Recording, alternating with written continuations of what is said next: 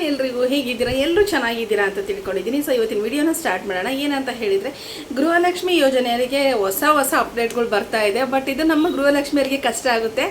But ಸರ್ಕಾರದವರು ಈ ಒಂದು ನ್ಯೂಸ್ಗಳನ್ನ ಬಿಡುಗಡೆ ಮಾಡ್ತಾನೆ ಇದ್ದಾರೆ. ಏನಂತ ಹೇಳಿದರೆ, ಇದು ಗೃಹಲಕ್ಷ್ಮಿಯರಿಗೆ ಒಂಥರ ಶಾಕಿಂಗ್ ನ್ಯೂಸ್ ಅಂತಲೇ ಹೇಳ್ಬೋದು. ಸೊ ಅದು ಏನಿದೆ ಏನಿಲ್ಲ ಅನ್ನೋದನ್ನ ಇವತ್ತಿನ ವಿಡಿಯೋದಲ್ಲಿ ನಾನು ತಿಳಿಸ್ಕೊಡ್ತೀನಿ. ಯಾವಾಗ ಹಣ ಬರುತ್ತೆ, 15ನೇ ಕಂತು, 14ನೇ ಕಂತು, ಸೊ ಇನ್ನು ಮುಂದಿನ ಕಂತುಗಳೆಲ್ಲ ಯಾವ ರೀತಿಯಾಗಿ ಬರುತ್ತೆ ಅನ್ನೋದನ್ನ ನಾನು ಈ ಒಂದು ವಿಡಿಯೋದಲ್ಲಿ ಹೇಳ್ತೀನಿ. ಸೊ ಅದಕ್ಕಿಂತ ಮುಂಚೆ ಯಾರೆಲ್ಲ ನನ್ನ ಚಾನೆಲ್ನ ಫಸ್ಟ್ ಟೈಮ್ ನೋಡ್ತಾ ಇದ್ರು, ಪ್ಲೀಸ್ ಸಬ್ಸ್ಕ್ರೈಬ್ ಮಾಡಿ, ಲೈಕ್ ಮಾಡಿ, ಮತ್ತು ಕಮೆಂಟ್ ಮಾಡೋದನ್ನ ಮರಿಬೇಡಿ ಅಂತ ಹೇಳ್ತೀನಿ. ಸೊ ಇವಾಗ ಏನಪ್ಪ ಅಂತ ಹೇಳಿದರೆ, ಆಲ್ಮೋಸ್ಟ್ ನೀವು ಟಿ ವಿಲೆಲ್ಲ ನೋಡ್ತಾ ಇದ್ದೀರಾ. ನಾವು ಲಾಸ್ಟ್ ವೀಕ್ ಹೇಳಿದ್ವಿ ಗೃಹಲಕ್ಷ್ಮಿ ಯೋಜನೆಯ 15ನೇ ಕಂತಿನ ಹಣ ಬಂದು ರಿಲೀಸ್ ಆಗಿದೆ ಅಂತ ಹೇಳಿದ್ವಿ. ಬಟ್ ಇದನ್ನು ನಾವಾಗೆ ಸ್ವತಃ ಹೇಳಿರೋದಲ್ಲ. ಸರ್ಕಾರದವರು ಏನೊಂದು ಸ್ಟೇಟ್ಮೆಂಟನ್ನು ಕೊಟ್ಟಿರ್ತಾರಲ್ವ, ಅದನ್ನು ನಾವಿಲ್ಲಿ ಬಂದು ಹೇಳಿರ್ತೀವಿ. ಅವ್ರು ಹೇಳ್ತಾ ಇದ್ದಾರೆ 15ನೇ ಕಂತು ರಿಲೀಸ್ ಆಗಿದೆ ಅಂತ ಹೇಳಿದರು. ಬಟ್ ರಿಲೀಸ್ ಆಗಿದ್ರೆ ಅದು ಬರಲಿಕ್ಕೆ 10 ರಿಂದ 15 ದಿನ. ಮತ್ತು ಇದೇ ಕಳೆದ ತಿಂಗಳಲ್ಲಿ ಹೇಳಿದರು, ನಾವು ಸರ್ವರನ್ನು ಅಪ್ಡೇಟ್ ಮಾಡಿದ್ದೀವಿ, 7 ದಿನದ ಒಳಗಡೆ ನಮಗೆ ಹಣ ರೀಚ್ ಆಗಿಬಿಡುತ್ತೆ ಅನ್ನೋ ಒಂದು ಮಾಹಿತಿನೂ ಕೊಟ್ಟಿದ್ರು. ಸೊ ಅವ್ರು ಏನು ಹೇಳಿರ್ತಾರೋ ಅದನ್ನು ಹೇಳ್ತೀವಿ. ಇಲ್ಲಿ ರಾಜಕಾರಣಿಗಳಂತ ಹೇಳಿದರೆ ಆಶ್ವಾಸನೆ ಕೊಡೋರು ಅಂತ ಎಲ್ರಿಗೂ ಗೊತ್ತಿದೆ. ಸೊ ಅವ್ರ ರೀತಿನೇ ನಾವು ಆಗಿಬಿಟ್ಟಿದ್ದೀವಿ. ಬಟ್ ನಮ್ಮನ್ನು ಕಂಪೇರ್ ಮಾಡಬೇಡಿ. ಏನಕ್ಕಂತ ಹೇಳಿದರೆ, ಸರ್ಕಾರದ ಒಂದು ಏನು ಗೈಡ್ಲೈನ್ಸ್ ಬಂದಿರುತ್ತೋ ನಾವು ಅದ್ರ ಪ್ರಕಾರನೇ ನಿಮಗೆ ನಾವು ಮಾಹಿತಿನ ಕೊಡಬೇಕಾಗುತ್ತೆ.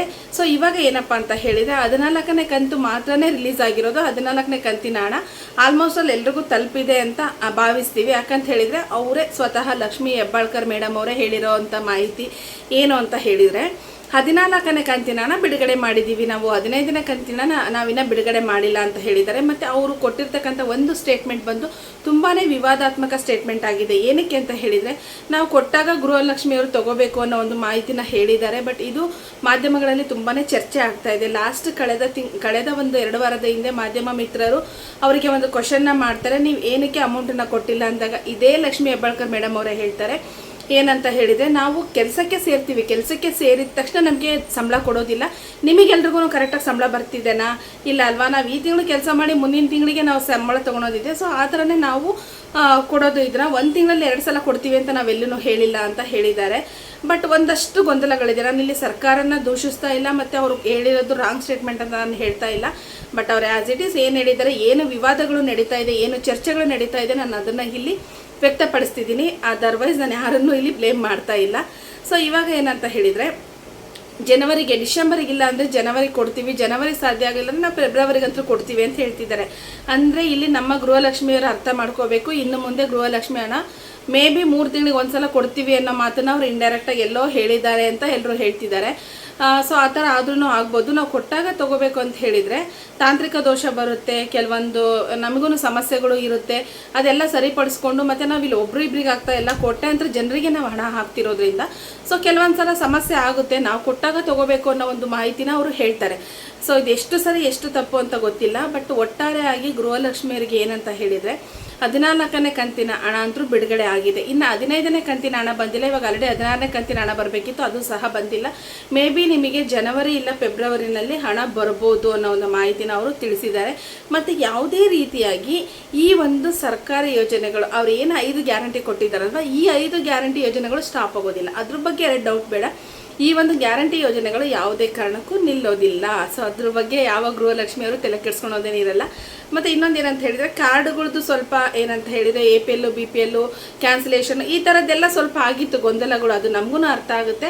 ಬಟ್ ಅದನ್ನು ಸರಿಪಡಿಸೋ ಉದ್ದೇಶಕ್ಕೋಸ್ಕರ ಈ ರೀತಿ ಆಗ್ತಾ ಇದೆನಾ, ಇಲ್ಲ ಹಣಕಾಸು ಸಂಸ್ಥೆಯಿಂದನೇ ಇವರಿಗೆ ಈ ಒಂದು 15ನೇ ಕಂತಿನ ಹಣ ಬಂದಿಲ್ವಾ, ಇಲ್ಲ ಅವರೇ ಬಿಡುಗಡೆ ಮಾಡಿಲ್ವಾ, ಅವರು ಬಿಡುಗಡೆ ಮಾಡಿದರೆ ಅದು ಡೈರೆಕ್ಟಾಗಿ ಏನಂತ ಹೇಳಿದರೆ ಮಹಿಳಾ ಮತ್ತು ಮಕ್ಕಳ ಕಲ್ಯಾಣ ಇಲಾಖೆ ಅವರಿಗೆ ಹೋಗ್ತಾ ಇತ್ತು. ಸೊ ಅವರು ಅಲ್ಲಿಂದ DTP ಮುಖಾಂತರನೇ ಎಲ್ರಿಗೂ ಹಣ ವರ್ಗಾವಣೆ ಮಾಡ್ತಾ ಇದ್ರು. ಬಟ್ ಇದು ಅಲ್ಲಿ ಎಲ್ಲೋ ಒಂದು ಮಿಸ್ಟೇಕ್ ಆಗಿರ್ಬೋದೇನೋ ಅನ್ನೋ ಒಂದು ಮಾಹಿತಿನೂ ಖಚಿತವಾಗಿ ಅವ್ರು ಕೊಟ್ಟಿಲ್ಲ.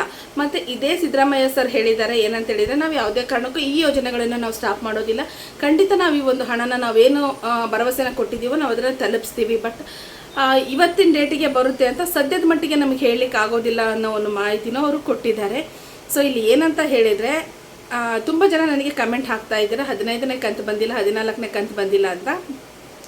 14ನೇ ಕಂತು ರಿಲೀಸ್ ಮಾಡಿದ್ದಾರೆ. ನೀವು 14ನೇ ಕಂತನ್ನ ನಿಮ್ಮ DBT ಆ್ಯಪಲ್ಲಿ ಹೋಗಿ ಚೆಕ್ ಮಾಡ್ಕೊಳ್ಳಿ. 14ನೇ ಕಂತು ಮೇ ಬಿ ನನ್ನ ಪ್ರಕಾರ ಎಲ್ಲರಿಗೂ ಕ್ಲಿಯರ್ ಆಗಿರುತ್ತೆ. ಯಾರ್ದಾದ್ರೂ ರೇಷನ್ ಕಾರ್ಡ್ ಪ್ರಾಬ್ಲಮ್ ಆ ಥರದ್ದು ಏನಾದರೂ ಇದ್ದವರಿಗೆ, ಅದೊಂದು 80,000 ಜನ ಇದ್ರಲ್ವ, ಅವ್ರಿಗೆ ಏನಾದರೂ ಪ್ರಾಬ್ಲಮ್ ಆಗಿರ್ಬೋದು. ಆಮೇಲೆ ಇನ್ನೂ ಒಂದು ವಿಚಾರ ಏನಂತ ಹೇಳಿದರೆ, ನನಗೆ ಒಂದು ಸ್ವಲ್ಪ ಜನ ಕಮೆಂಟ್ ಹಾಕಿದ್ದಾರೆ, 9, 10, 11, 12, 13, 14 ಅಂದರೆ ಈ ಒಂದು 4-5 ತಿಂಗಳಿಂದ ಹಣ ಬಂದಿಲ್ಲ ಅಂತ ಹಾಕಿದ್ದಾರೆ. ನಿಮಗೆ ಹಣ 4-5 ತಿಂಗಳು ಹಣ ಬಂದಿಲ್ಲ ನಿಜವಾಗ್ಲೂ ಬರೋದೇ ಇಲ್ಲ. ಯಾಕಂತ ಹೇಳಿದರೆ ನಾನು ಲಾಸ್ಟ್ ವಿಡಿಯೋಗಳಲ್ಲಿ ಹೇಳಿದ್ದೀನಿ, 1 ಗಂಟೆ 2 ಗಂಟೆ ಮಿಸ್ ಆದ್ರೆ DBT ಅಪ್ಲಿಕೇಶನ್ ಚೆಕ್ ಮಾಡಿ, ಇಲ್ಲ CSC ಸೆಂಟರ್ಗಳಲ್ಲಿ ಹೋಗಿ ನಿಮ್ಮ ಸ್ಟೇಟಸ್ನ ನೋಡ್ಕೊಳ್ಳಿ. ನಿಮ್ಮ ಸ್ಟೇಟಸಲ್ಲಿ ಏನಿದೆ ನೋಡಿಕೊಂಡು ನೀವು ಅದಕ್ಕೆ ಹೇಗೆ ಸರಿಪಡಿಸ್ಕೋಬೇಕು ಅನ್ನೋದನ್ನು ನಾನು ಹೇಳಿದ್ದೀನಿ. ಬಟ್ ಇಷ್ಟೊಂದು ದಿನ ನೀವು ನನಗೆ ನಿನ್ನೆ ನೋಡ್ಬೇಕಾದ್ರೆ ಕಮೆಂಟ್ಸನ್ನ ನಿನ್ನೆ ಹಾಕಿದ್ದಾರೆ, 9ನೇ ಕಂತಿಂದನೂ ನಮ್ಗೆ ಹಣ ಬಂದಿಲ್ಲ ಅನ್ನೋದನ್ನ ಹಾಕಿದ್ದಾರೆ. 9ನೇ ಕಂತಿಂದ ಹಣ ಬಂದಿಲ್ಲ ಅನ್ನೋದ್ರೆ ನಿಮ್ಗೆ ಹಣ ಬರೋದೇ ಇಲ್ಲ. ನೀವು ಅದು ಸರಿಪಡಿಸ್ಕೋಬೇಕು. ಆಲ್ರೆಡಿ ಇವಾಗ ಸರ್ಕಾರದಲ್ಲಿ 15ನೇ ಕಂತಿಗೆ ಜನಗಳಿಗೆ ಇಷ್ಟೊಂದು ಗೊಂದಲ ಆಗ್ತಾ ಇದೆ ಅಂದರೆ ನಿಮಗೆ ಇವಾಗ ಇಲ್ಲಿಂದ ಮತ್ತೆ ವಾಪಸ್ ಇನ್ನು 5 ತಿಂಗಳಿಂದ ಸರ್ಕಾರ ಹೋಗೋದಿಲ್ಲ, ಮುಂದೆ ಹೋಗ್ತಾ ಇರುತ್ತೆ ಹೊರತಾಗಿ ಹಿಂದೆ ಹೋಗೋದಿಲ್ಲ.